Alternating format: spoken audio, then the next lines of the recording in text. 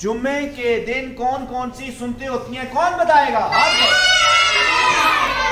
वो बताएगा जी। चले जी, ये अब्दुल्ला सबील बताएगा। पहली जुम्मे की सुनते हैं। हाँ,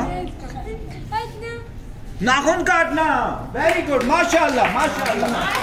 अगली जी, अगली मुस्वाक करना। वेरी गुड, बहुत अच्छा, मुस्वाक करना। Very good. और जी अगली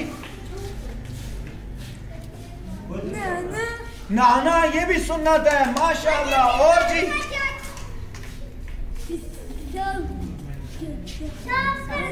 साफ कपड़े पहनना, सफेद कपड़े पहनना। वेरी गुड, माशाअल्लाह, तालियां जी।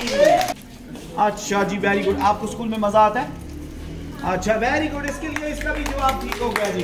इधर आ जाइए जी। ज़ारा बतूल, आपने कुछ सुनाना है जी। चलें, आप कोई नात शात सुना दें।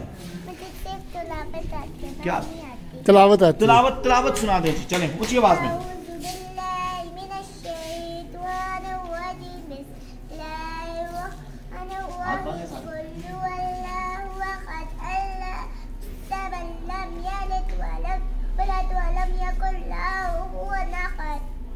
माशाअल्लाह, टाफियां दें जी इसको।